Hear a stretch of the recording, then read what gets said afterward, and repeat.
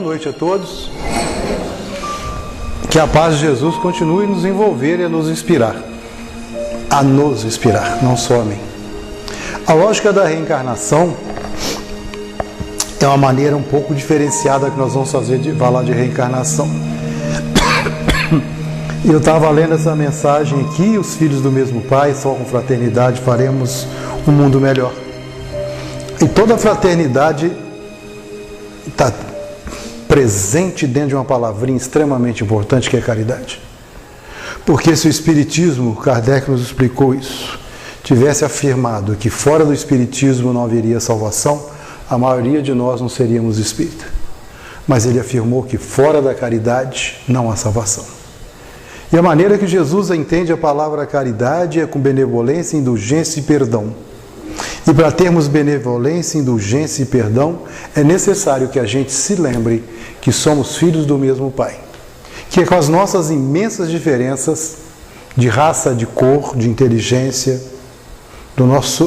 nossas diferenças morais, temos um caminho único, que é um dia sermos espíritos relativamente perfeitos.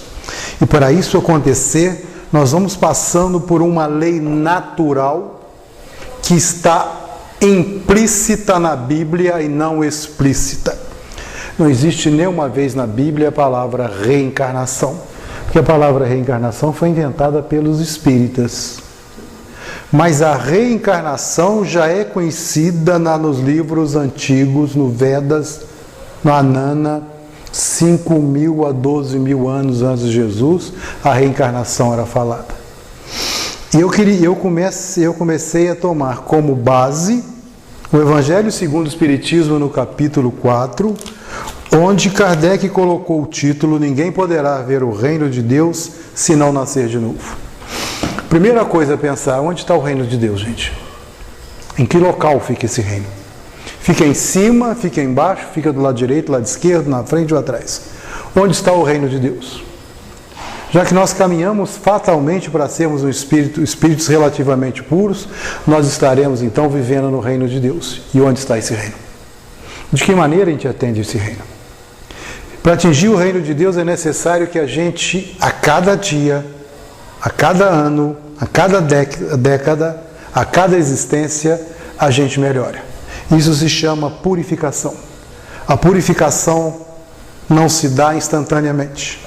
Não se dá através de uma emoção. Se dá através de vivências. É possível que nós nos purifiquemos. Purificar significa uma limpeza completa de liberar de todos nós, todos os miasmas, todos os pensamentos ruins. Tudo aquilo que a gente pensa errado. A gente consegue isso em uma existência, em uma vida? Para mim é impossível. Ou para alguém aqui isso é possível. Quando a gente está falando em purificação, está falando de ter um coração imaculado, uma coisa imaculada, que o espírito puro tem um coração imaculado. O Espiritismo não entende isso da maneira que nós entendemos a palavra imaculado, como a gente fala o imaculado coração de Maria, nossa mãe. Imaculado na realidade quer dizer sem misturas. Teremos o coração imaculado através de vivências da nossa purificação, das vivências em cada reencarnação, de uma lógica constante, quando nós não dividimos mais o nosso pensamento entre o bem e o mal. Fomos criados espíritos simples e ignorantes em relação ao bem e o mal. Imaculado significa pureza, significa sem mistura. Gasolina limpa sem mistura, ar puro sem mistura, o vinho puro sem colocar água, o ouro puro e o pensamento puro, onde nem sequer pensa em maldade. E Jesus e Kardec coloca para a gente uma gradação muito interessante no capítulo 8 desse livro, no final do capítulo 8, que a nossa gradação de pensamento de pureza, a gente vê através do que pensamos. Aquela pessoa que nem sequer pensa no mal, o progresso já está feito. São os espíritos puros. Aquelas pessoas que ainda pensam no mal, mas não ficam felizes com isso, se examinam e tentam tirar o mal da sua vida, significa que o progresso está sendo feito. E aquelas pessoas que pensam no mal e ficam felizes e nada fazem para tirar o mal da vida, significa que ainda não há progresso. Em que situação nós estamos? Na primeira, que não pensamos mal hora nenhuma. Na segunda, que de vez em quando a gente ainda pensa no mal, tomara que eu pegue esse político e esgane. Na hora que a gente leva uma fechada no trânsito, seu filho de uma boa mãe, linda e maravilhosa, sai isso não. Mas a gente, opa, não é isso que eu quero, não estou feliz com isso. Ou estamos numa situação de que dane-se, pensa no mal e continua assim. Onde nós estamos? Quero crer que nós estamos na segunda situação. De vez em quando a gente pensa no mal assim, dá vontade de desgoelar alguém. Mas a gente fica feliz com isso? Não é a nossa vida. De nenhum de nós. Mesmo que isso demore 10 minutos, 15 minutos, um dia, a gente tira, opa, não é isso que eu quero. E essa purificação se dá através de vivências constantes. E essas vivências são através de uma lógica, de uma lei lógica de reencarnação. E começa aqui no capítulo 4 do Evangelho segundo o Espiritismo, que quando Jesus chega nas cercanias da Galileia, ele vai perguntar para os seus discípulos, estavam os 12 reunidos, que dizem os homens que eu sou? Perguntou literalmente isso. Que dizem os homens com relação ao Filho do Homem? Que dizem os homens em relação a Jesus? Eles responderam para Jesus. Aqui, Jesus. Alguns dizem que o Senhor é João o Batista. Outros que é Elias. Outros ainda que o Senhor pode ser o Jeremias ou algum dos profetas. Jesus perguntou para eles de novo. E vocês? E vós? Quem dizeis quem eu sou? Nesse momento, Simão Pedro toma a palavra e fala da seguinte maneira. Eu estou querendo não fugir do que Kardec colocou aqui, que ele tem uma noção melhor do que a minha, né? Pouquinho mais né? Tu és o Cristo, o Filho de Deus vivo. Jesus torna a falar. Feliz ou bem-aventurado és tu, Simão, filho de Jonas, que na língua seria Simão Bar Jonas. Bar é filho de. Era assim que se identificavam as pessoas. Bar Jonas, filho de Jonas. Porque não foram nem a carne nem o sangue que te revelaram isso, mas meu Pai que está no céu. Na hora que a gente lê uma coisa no Espiritismo, em qualquer livro espírita, principalmente da codificação, eu acredito que a gente tem que ler nas entrelinhas com muito carinho. Ainda ontem na FEAC, no final, antes de começar a reunião mediúnica, o Falcone estava explicando para a gente que a gente deve pegar um livro. Você lembra o que ele escreveu? Jorge.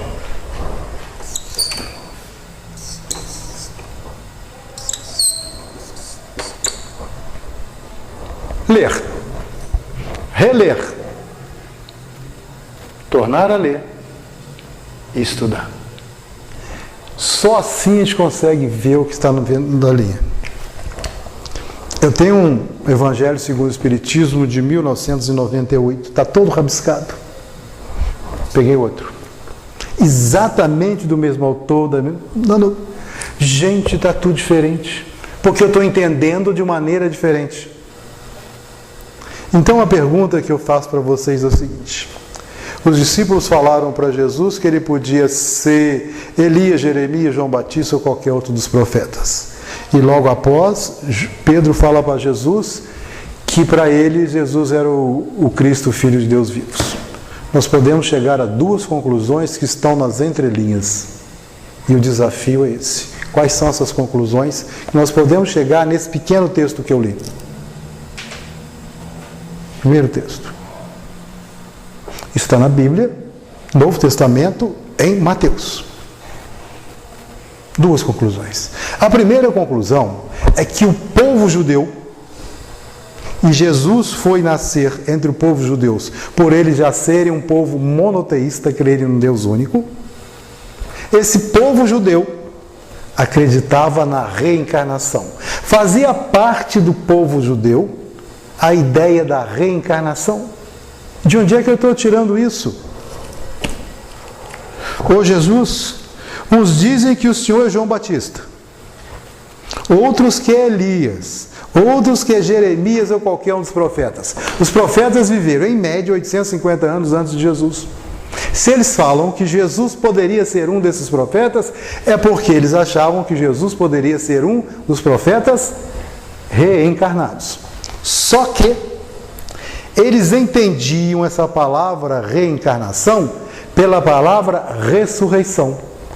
Ressurgir de novo. Que mais tarde, na carta aos Coríntios, Paulo vai explicar para a gente que nós temos um corpo astral, um corpo espiritual.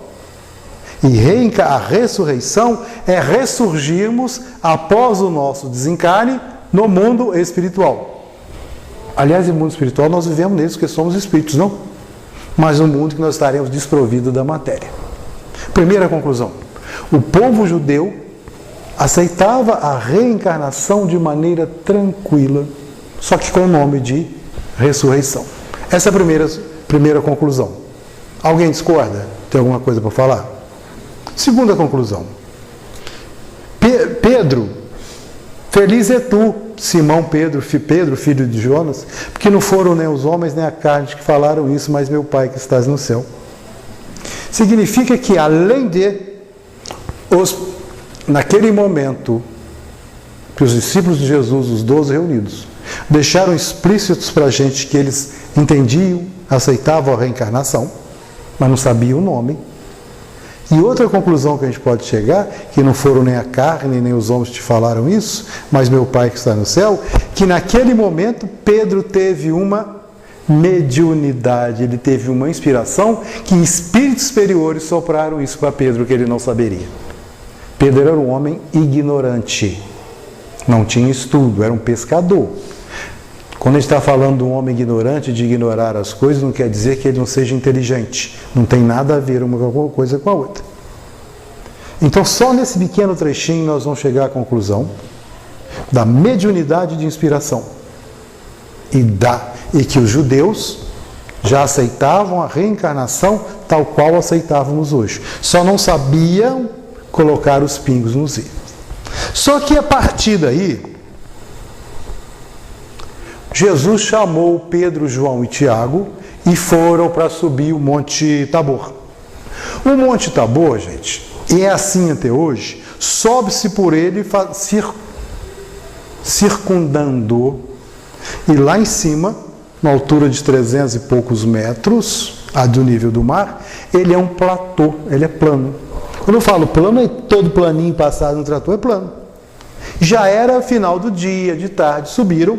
E esse Monte Tabor, eu vou colar aqui, que eu fiz umas anotações. Ele fica a sudeste de Nazaré.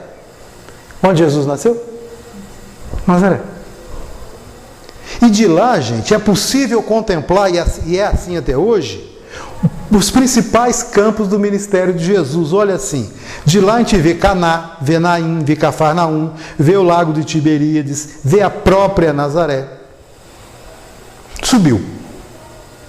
Para que Jesus chamou Pedro, João e Tiago? Chegando lá no topo, Jesus se pôs a orar. E quando Jesus está orando, ele está orando e conversando com quem? Com os espíritos? Ele precisa disso? Direto com Deus. Porque Jesus pode sentir Deus muito mais que nós. Direto com Deus. E nesse instante da oração, Jesus deixou antever um mínimo da luz dele, chamado, que nós chamamos hoje de transfiguração. O rosto de Jesus ficou de tal forma iluminado que se modificou. Muito embora nenhum evangelista diga que tipo de mudança que foi a aparência de Jesus, todos eles falam da luminosidade de Jesus. E essa luz, segundo Lucas, foi tão forte, que sendo forte não ofuscava, e todo o corpo e as vestes de Jesus ficaram de uma alvura, de uma brandura tão especial, que nenhuma lavadeira poderia lavar e deixar aquelas roupas tão brancas daquele jeito.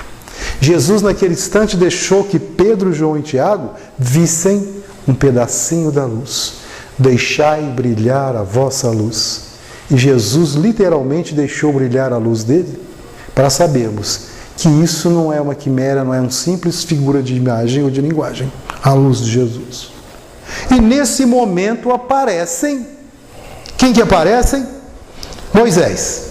Moisés viveu em torno de 1250 anos antes de Jesus. E junto com Moisés apareceu Elias, que viveu de 850 a 950 anos antes de Jesus. Que coisa estranha.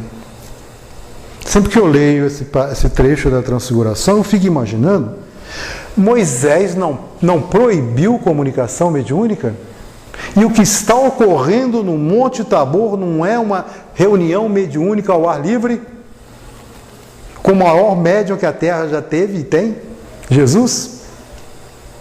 Não é uma reunião ali de ectoplasmia, de materialização, onde foi emprestado de Jesus, de Pedro, de João e de Tiago, o ectoplasma para a formação do perispírito de Elias e Moisés. Mas Moisés proibiu isso. Não tinha proibido as reuniões mediúnicas, a comunicação com os espíritos, que os nossos irmãos evangélicos e católicos tomam isso como base para falar que nós estamos errados. Mas o que Moisés proibiu, o Espiritismo recomenda. Que o Espiritismo proíbe o quê? Nada. Mas recomenda. As reuniões mediúnicas fúteis e as comunicações fúteis. Se prestarem atenção no livro dos médiuns, quando começou a aparecer as comunicações dos espíritos, mais a miúde na época da codificação, as perguntas eram: onde é que estavam as melhores minas de diamante na África? Remédio para fazer nascer cabelo. Naquela época, qual o melhor bode para cruzar com a minha ovelha para dar a melhor cria? Era isso.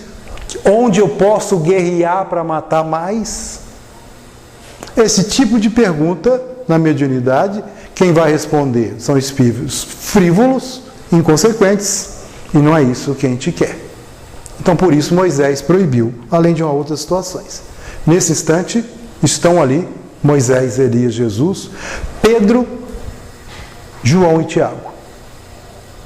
Isso foi essa aparição, essa ectoplasmia, essa materialização, foi tão evidente, mas tão evidente.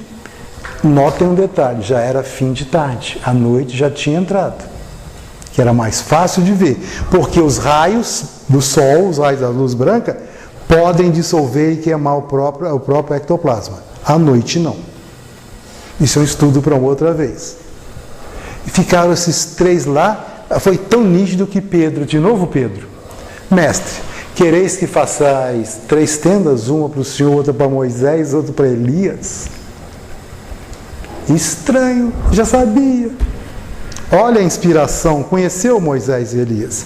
E eles estavam ali, nenhuma parte da Bíblia conta, nenhum livro espírita que eu já tenha pesquisado ou lido até hoje, conta a conversa desses 3, assim, Jesus, Moisés e Elias. 3 espíritos de luz batendo papo deve ser uma coisa maravilhosa. Eu proponho que a gente imagine Francisco de Assis materializando-se aqui na nossa frente. Francisco de Assis. A gente saberia conversar com ele e ficar... A gente saberia conversar com um espírito desse naipe? Ele ia ter que rebaixar a vibração dele para conversar com a gente ia ficar bobão. Pacini fala isso em várias palestras, eu estou copiando isso do Pacini. Pois bem, aí conversa e aí nós vamos notar que em certa parte da conversa Jesus vai falar que Elias já tinha vindo, eles não perceberam. E eles entenderam que era de João, o Batista, que Jesus estava falando. Um detalhe importantíssimo. Nesse dia, quando aconteceu essa reunião mediúnica no Monte Tabor, João, o Batista, já havia sido decapitado. Mas então, como esse João, o Batista, se materializa como Elias? Como pode isso? Se ele morreu como João Batista. Nós vamos aprender com Kardec no Livro dos Médiuns, vamos aprender com André Luiz, que um espírito que já atinge um naipe, um nível de Elias, de João Batista, que são as mesmas pessoas, escolhem aparecer da maneira que querem, que podem manipular o perispírito. Emmanuel gostava de aparecer como o Manuel da Nóbrega ou como o Públio Lentulus. Fácil para eles. E nós? Ainda não. Mas vamos ver que correlação tem isso. Jesus deixou claríssimo que Elias já tinha que vir antes dele. Já tinha vindo e não tinham percebido. E eles entenderam que Jesus estava falando de João Batista. Elias viveu na Samaria, ali que é a região onde está hoje o território de Israel. Em média, 900 anos antes de Jesus. Isso está escrito na Bíblia, no livro dos Reis, no livro de Juízos e no livro de Malaquias. Elias jamais escreveu um livro, mas está citado. E o que eu vou contar agora está no livro dos Reis, capítulo 18, versículo 1 em diante. Eu vou tentar simplificar tudo que está ali para a gente entender Elias. Elias combatia naquela época o rei Acabe e a rainha Jezabel. O rei Acabe e essa rainha Jezabel eram seguidores do rei Baal e da rainha da deusa Baalat, que era casada com Baal. Eles prestavam culto a essas duas divindades. O culto a essas divindades era um culto lascivo, segundo a Bíblia, sexual. Havia ali, muitas vezes eram torturados, pessoas torturadas, eram feitos escravos sexuais, eram muita bebida. Imagina as coisas aconteceram. Como era isso? Naquela época entendia-se que os infiéis, que eles entendiam, que os infiéis que não amavam o verdadeiro Deus, o verdadeiro Jeová, deveriam ser proscritos, poderiam matar eles. E acontece que Elias, no exagero da sua função, passou no fio da espada 552 pessoas, 552 soldados do rei Acabe. Na espada. Vivia fugindo da rainha Jezabel que queria prendê-lo. Elias vivia no meio do deserto, se alimentando de gafanhotos, animais silvestres e se vestindo de couro que ele mata dos animais. João Batista vivia como? Exatamente do mesmo modo. Chegou um dia que Elias desafiou o rei Acabe e a rainha Jezabel, que esse deus Baal e essa rainha Baalat não nada podiam. E foi feito então no centro da praça, lá nessa região da Samaria, onde eles viviam, um altar. E foi proposto colocar ali um animal. Algumas traduções da Bíblia falam que era um bezerro e a maioria falam que era um carneiro ou uma ovelha. E que eles deveriam encher aquilo de madeira e fariam uma prece ao deus Baal, todos os sacerdotes, 140 sacerdotes do deus Baal, se reuniram e ajoelhados, cantaram, dançaram durante 12 horas, na primeira hora da manhã, que é 6 horas, até meio-dia, para que fizesse fogo no céu e queimasse aquele altar e matasse a ovelha. Eles ficaram de 6 da manhã ao meio-dia, adivinha o que aconteceu? Nada. Elias, era um médium de efeitos físicos maravilhosos. Na hora que a gente lê a Bíblia sobre ele, nós vamos ver capacidade de médium de efeito físico que Elias é. Ele teve a audácia, gente, de pegar e mandar umedecer todo o altar. Umedecer e mandou que molhasse bem molhada todas as madeiras. Começaram a rir dele. Se a madeira sequinha ao sol, os 140 sacerdotes não conseguiram baixar o fogo, e madeira para queimar, imagina molhada. Elias se concentrou, fez a prece, um raio desceu do céu e botou fogo instantâneo. Por que da água? Que a água é boa condutora de eletricidade, o raio é eletricidade. Após isso foi muita confusão, ele expulsou aquele pessoal e acabou então matando naquele dia 450 seguidores de Baal. No total ele matou 552 pessoas. Na cabeça de Elias ele estava fazendo um bem porque eles estavam sendo infiéis a Deus. 950 anos antes de Jesus. reencarna depois como João o Batista, filho de Isabel, que é prima de Maria, nossa mãe, mãe de Jesus. Significa que João Batista e Jesus são primos carnais agora, naquela encarnação. Conta-se que no encontro do deserto, Isabel grávida e Maria grávida, o ventre de Isabel, o João Batista que estava em frente no ventre de Isabel, 6 meses mais velho que Jesus, teve alguma manifestação que Isabel falou que o feto dela, o filho dela, saudava o filho. Outra manifestação mediúnica é que os dois se encontraram. O espírito do naipe de Jesus, de João Batista, não tinha a necessidade de ter todas as funções excluídas na hora da reencarnação do esquecimento. São diferenciados. Possivelmente não tiveram isso tudo. Pois bem, de que maneira morreu João o Batista? Pelo fio de espada de a rainha Jezebel, não Jezabel. Lei de causa e efeito. Coloquei essa história só para saber que Jesus afirmou, e os três entenderam que João Batista era Elias encarnado. João Batista já tinha sido decapitado na época da transfiguração. Mas o Espiritismo nos explica que ele escolhe o corpo que ele quer aparecer. E a transformação do perispírito pode ser feita por nós mesmos ou por obsessores que nos transformam em verdadeiras bestas muitas vezes. Só a gente ler as obras de Manuel Filomeno de Miranda. Vamos pular mais um pedacinho. Depois, está o encontro de... Ainda não vou chegar na lógica, tá? Jesus e Nicodemos se encontram porque Nicodemos esperou a noite chegar e foi escondidinho conversar com Jesus com medo de ser visto. E olha o nível de conversa dos dois. Nicodemos era fariseu e senador. Quem eram os fariseus? Onde a gente pesquisa quem era fariseu? Aqui. Está aqui, Kardec deixou tudo mastigado para a gente. Fariseu era uma seita que tinha um conhecimento do Antigo Testamento impressionante. Sabiam todos os livros, qual capítulo, qual versículo. Tinham um conhecimento muito grande, mas aplicavam esse conhecimento para dominar as pessoas. Não colocavam na própria vida. E Nicodemos, além de fariseu, também era senador.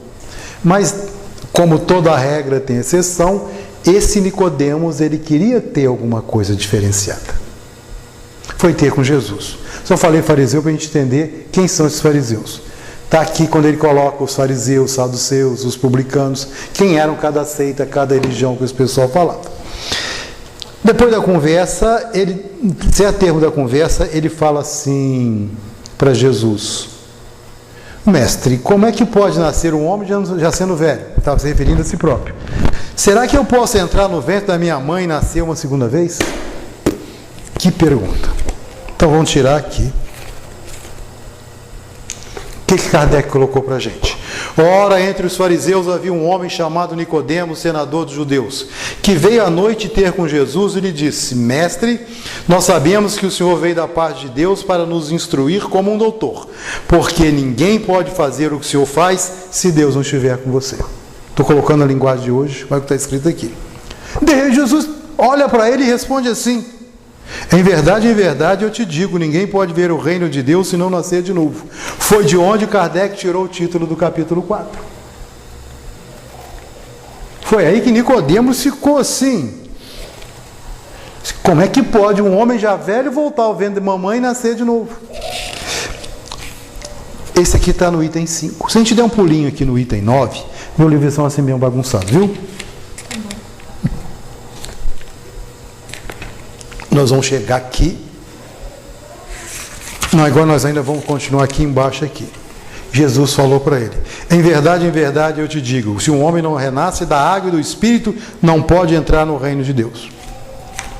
Necessário que a gente pare um pouquinho para entender reencarnação da maneira que os deuses reconheciam. Naquela época, 2018 anos atrás, conhecimento científico era muito pouquinho. Perto do que nós sabemos hoje, nós não sabemos nada, mas eles sabiam mais menos ainda.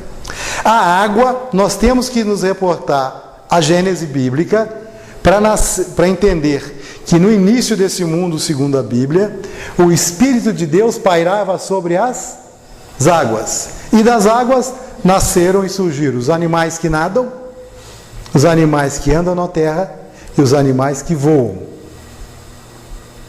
A água é o sinal de materialidade para o nascimento e o renascimento de todas as coisas. E quem é esse Espírito? Porque quem nasce da carne é carne. Para nós nascermos é necessário que haja uma conjugação carnal.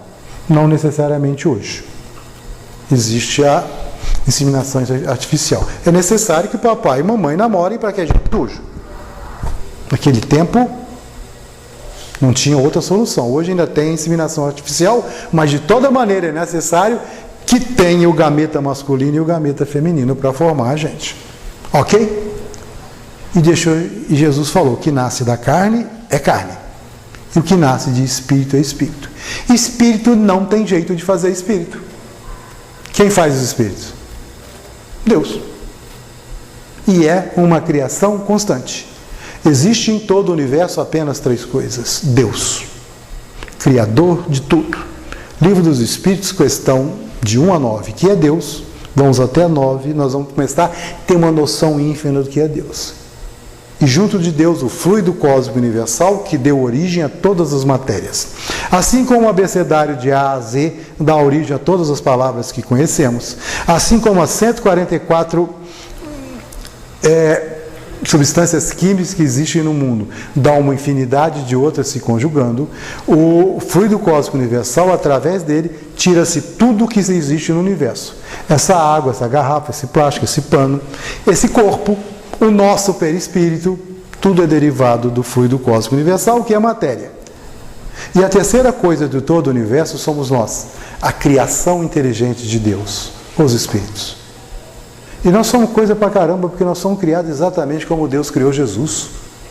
Somos espíritos e filhos de Deus. Fomos criados pela inteligência suprema, Pai, amor, bondade, sabedoria infinitos. Só podemos ser criados, o Espírito só é criado pela vontade de Deus.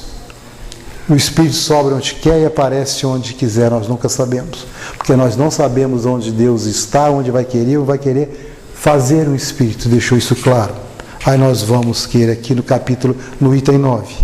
O Espírito sobra onde quer e ouve-lhes a voz, mas não sabeis de onde vem o Espírito, não para onde vai. Pode-se entender que se trata do Espírito de Deus que dá vida a quem Ele quer ou da alma do homem. Nesta última acepção, não sabe de onde ele vem nem para onde vai, significa que ninguém sabe o que foi nem o que será o Espírito. Que fomos antes de sermos criados, não sabemos. O que seremos quando formos espíritos superiores, não sabemos. Temos noção do nosso passado, mas alguém consegue imaginar a vida de um espírito superior? Não temos capacidade disso. Nessas três passagens bíblicas, que para mim são categóricas, é falar que a reencarnação é uma lei de Deus, para começarmos o estudo, para a gente poder entrar na lógica. Mas que tipo de reencarnação ainda existe, desde que somos filhos do mesmo Pai, só com fraternidade faremos o melhor mundo. Fraternidade quer dizer irmandade. Só sendo irmãos um do outro faremos um mundo melhor. Para que isso aconteça, para que a nossa purificação aconteça e possamos ser fraters, no sentido total da palavra, que está aqui no Fonte Viva de Emmanuel, nós necessitamos nos purificar e nos melhorar. Entendemos que somos irmãos, que na diversidade somos cada vez mais iguais às nossas diversidades. Então, para isso existem 3 tipos de encarnação. A compulsória, que é feita de um amor extremo de Deus, é como se fôssemos crianças e não temos a menor condição de dar palpite, de escolher alguma coisa. É aquele nosso bebezinho, a nossa netinha, a nossa criança amada, que a gente não vai esperar crescer para decidir se precisa de tomar vacina, se precisa ter religião, se precisa, nós temos que tomar decisões por elas, porque não sabem. A reencarnação compulsória, comparando isso, é aquela que colhe o espírito sem uma prévia pergunta, sem uma prévia concordância dele, porque nós não temos condição de dar palpite. Nenhuma ovelha do meu pai está perdida para sempre. São esses espíritos que estão nos umbrais, que estão nas furnas, que estão nas colônias espirituais em tratamentos, que não têm condição de dar palpite, de escolher. Eles são levados à câmara de restringimento, o perispírito é restringido e vai encarnar sem que ele dê opinião. E tem a reencarnação semi-voluntária, a encarnação proposta, que é a maioria da gente. Nós vimos isso em Nosso Lar, no filme Nosso Lar, retrata mais ou menos o que é isso. Nós vamos dar palpite. Deixa eu entrar assim, eu quero aquela família, eu já quero vir com essas limitações, essas expiações, a gente pede muita coisa para a gente poder subir e pagar. Aí vem o pessoal, não, isso não pode ser assim, você vai até aqui, nós vamos conseguir até ali, porque você não dá conta. Mas nós temos condição de dar palpite. E tem um terceiro caso de expiação, que são de reencarnação, que são as encarnações voluntárias. São daqueles espíritos que não precisam mais reencarnar. Reencarnam em missão. O Dr. Bezerra de Menezes quiser reencarnar aqui, ele não precisa mais. Tanto é que uma senhora chamou para fazer parte da equipe dela direto e falou, não, deixa eu ficar com esse pessoal mais um pouquinho aqui, graças a Deus.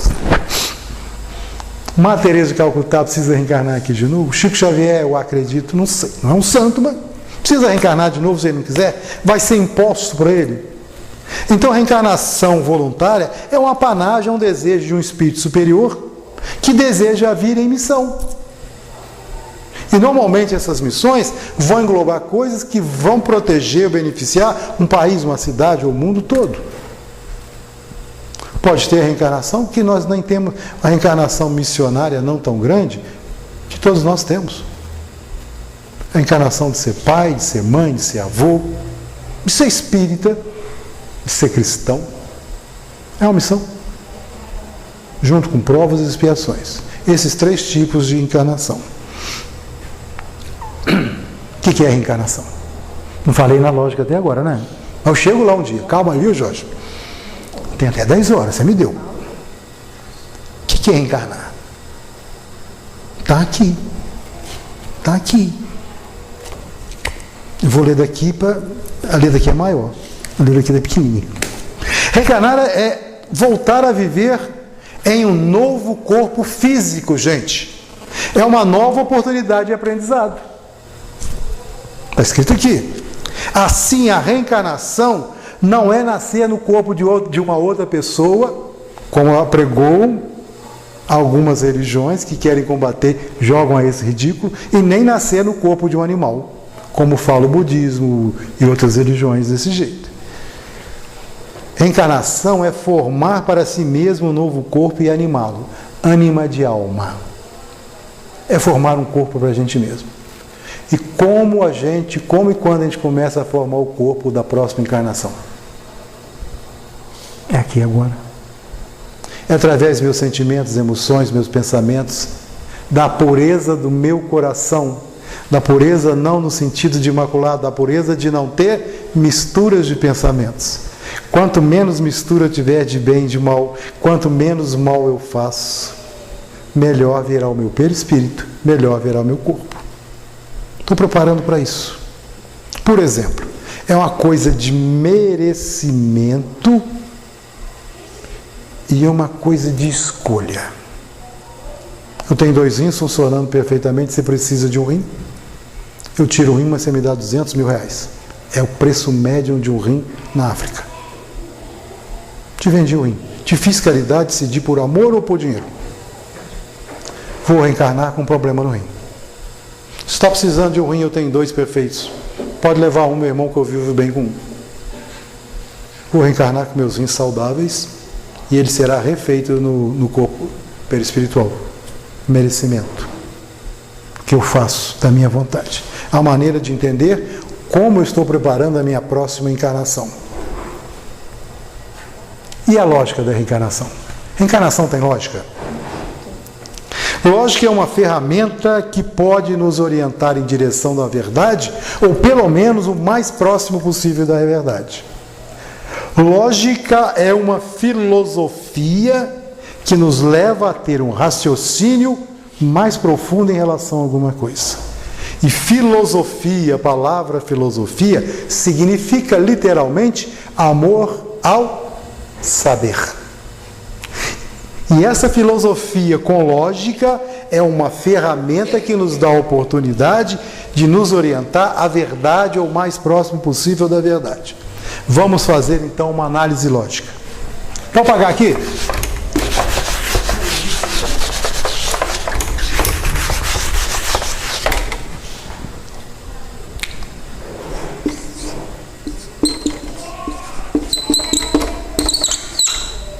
Deus é justo? Deus é perfeito? Isso tem que ser analisado. Deus é justo e perfeito? Primeira lógica é que Deus é justo e perfeito. Guarda isso. Questão 9 do Livro dos Espíritos. As qualidades de Deus, soberanamente justo e bom, onisciente, onipresente, todas as virtudes no grau máximo do infinito. Mas vamos mais um pedacinho. Se um ser que é justo e perfeito, esse ser justo e perfeito, pode impor um castigo ou um sofrimento a alguém que não merece, esse Deus justo e perfeito pode impor um castigo ou um sofrimento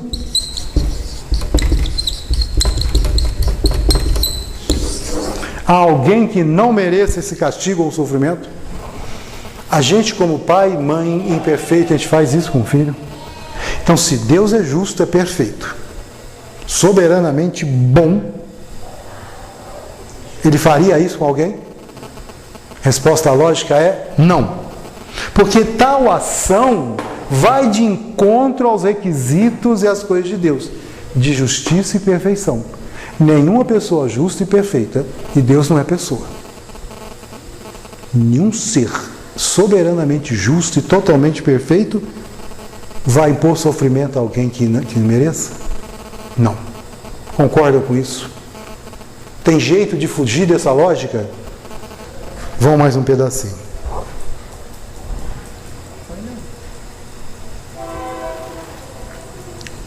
Expliquem para mim, por que pessoas nascem defeituosas? Expliquem para mim, por que muitas pessoas nascem paralíticas, doentes, cegas, nascem desprovidas de inteligência, enquanto as outras nascem totalmente perfeitas e saudáveis? Por que nascem paralíticas, cegas, desprovidas de inteligência, cheias de doenças, enquanto outras nascem totalmente suadas? Por que algumas pessoas nascem em extrema pobreza, totalmente doentes, muito defeituosas, e outras não? Por que nasce um Usain Bolt que faz 100 metros em 8 segundos e outros têm que se arrastar numa cadeira de roda? Por que isso acontece? Se tivesse então apenas uma vida, e se tivéssemos como objetivo atingir a perfeição, atingir a salvação, por que alguns nascem em condições excelentes para fazer isso e outros não?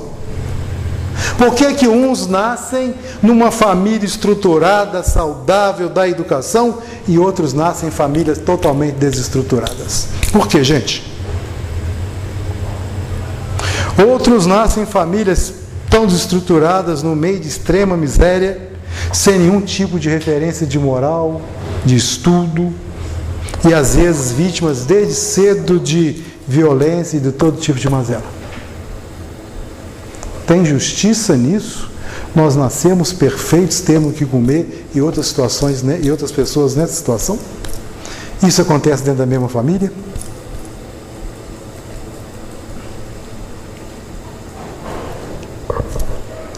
Se a gente fosse criado, o nosso espírito fosse criado por Deus no exato momento da concepção, onde o gameta masculino e feminino se encontram, rompem um óvulo e começam a se multiplicar. Nesse exato momento da concepção, Deus cria o Espírito. É impossível para Ele fazer isso? Não. Ele cria até automatismo para isso. Mas nós somos criados por Deus no momento da concepção ou do nascimento. Qual seria o critério que Deus usaria para que você nascesse pobre e você nascesse rico? Você nascesse bonito, você nascesse feio.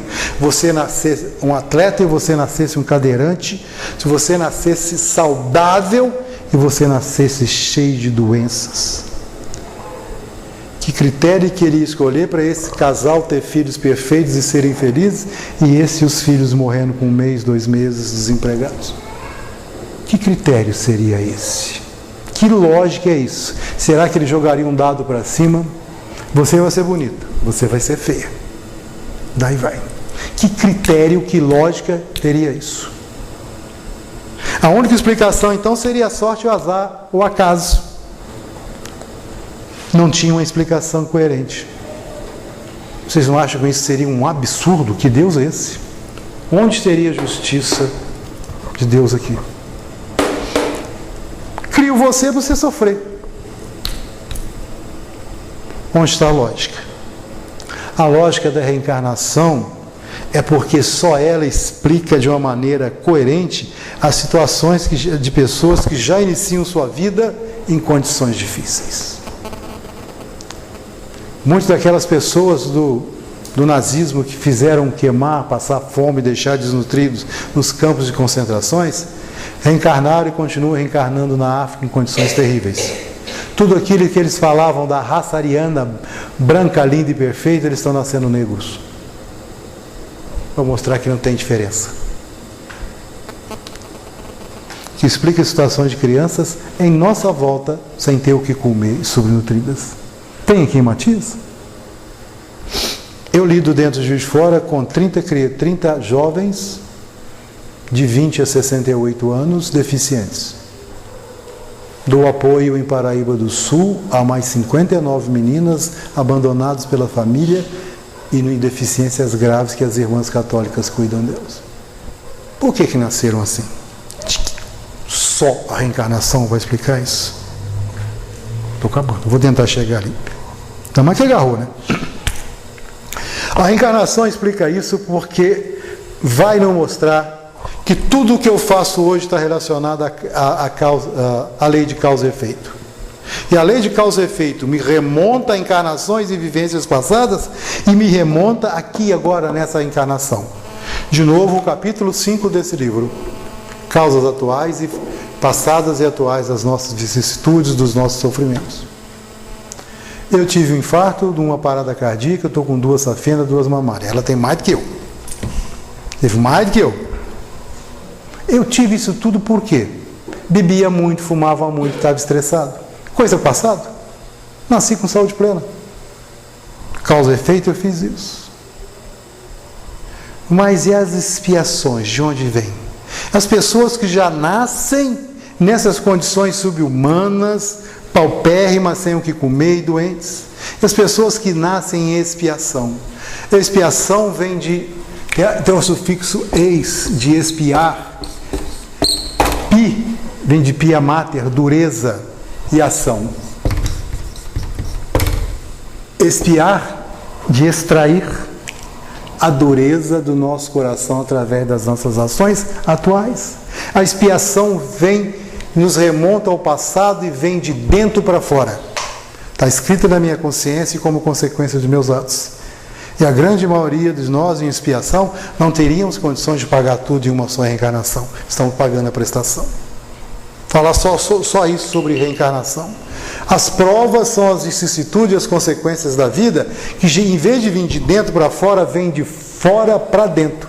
São as coisas que nos acontecem para nos testar. É igual fazer prova no colégio. Eu tenho que fazer, passar. As provas que eu supero, eu não preciso passá-las mais. Em sentido geral, toda reencarnação é uma prova para a gente. Que nenhum de nós vai ter uma vida assim de céu. E já pensou se a gente tivesse uma vida, viver 60 anos na beira da praia, sentado tomando água de coco numa rede, sem mais nada para fazer? Ia dar tédio. Nós precisamos de desafios e vicissitudes para vivermos e sermos felizes. Senão a gente fica doente com isso. Expiação, prova, missão. Qual é a sua missão, Jorge? Qual é a sua? Estou apontando um para lá, mas tem isso para cá. 3 para cá. Eu tenho que saber que missão eu tenho na vida, além das minhas provas e minhas expiações. E a principal missão da nossa vida está na questão 132 do Livro dos Espíritos. É cooperar com Deus na obra da criação. Eu não tenho nada com a sua vida, nem com a sua reencarnação, nem com de ninguém. Cada um de nós é senhor de si e só a gente é capaz de fazer pela gente o melhor. Não posso fazer nada por você. Não posso mudar a sua vida, não posso mudar a sua opinião. Só você. A reencarnação é só sua, a felicidade que você sente é só sua, o sofrimento que você sente é só seu. Joana de Anjos deixa isso bem claro. O que não significa que eu não posso estar ao seu lado, te ajudar e fazer as coisas. Mas a vida é sua. Eu não consigo mudar ninguém. A minha missão principal é melhorar. Eu agora, a minha mediunidade, percevejo nesse instante, está me dizendo que eu sei a missão de cada um de vocês. Abriu. E a missão de cada um de vocês é a mesma minha. Melhorarmos. Que está aqui de novo no Evangelho segundo o Espiritismo, capítulo 17, item 4. Reconhece-se o verdadeiro Espírito pela sua e pelo esforço que faz. Essa é a nossa missão. Nos esforçarmos para ser melhor. Assim encarnaremos melhor. E assim nós vamos promovendo aprendizado, elevação moral, elevação espiritual. Não vai dar tempo de eu terminar isso tudo. Eu vou terminar agora que são 9 horas. Os 10 minutos seus eu não vou cobrar. A lógica da reencarnação está na justiça, está na piedade de Deus. Gente, olha para nós. Quem aqui tem o que reclamar? Fizemos uma prece e vibramos pelas crianças da Síria. E nós? Passamos por isso? Nossa reencarnação, vivemos num mar de rosas, é uma bênção incomparado com os outros. E significa então que a nossa vida é um sanduíche. E nós estamos aqui no lugar desse livro. Abaixo de nós, moralmente, espiritualmente, materialmente, existe uma quantidade imensa de espíritos encarnados e desencarnados que necessitam de nós. Do nosso olhar, do nosso carinho, do nosso sorriso, da nossa atenção material. Acima de nós, tem uma imensidão de espíritos que chegam ao infinito, que são os nossos espelhos, que nos guiam, que são o nosso norte. E o principal deles é Jesus. O que fazemos dessa encarnação? Que com a lógica de Deus, com o perdão de Deus, com a justiça de Deus, temos uma reencarnação aqui maravilhosa. Alguém aqui passa fome? Está aleijado? Está com necessidades? Ou são coisinhas boas da vida que a gente valoriza muito mais o que está difícil e esquece de agradecer o que ganhamos? Porque nós temos mania de valorizar e guardar mágoas das pessoas que nos fizeram mal de 10, 20, 30 anos atrás. E esquecemos, não lembramos de agradecer as pessoas que nos colocaram no caminho certo. A primeira professora, o que a mãe fez, que o amigo fez. A gente guarda muito mais mágoas do que gratidão. E nessa reencarnação, é hora de guardar gratidão a Deus e a Jesus e essa doutrina que nos coloca no caminho certo. Que Jesus nos abençoe, nos ampare e obrigado pela atenção, gente. Esse estudo eu fiz para mim, principalmente a parte da gratidão.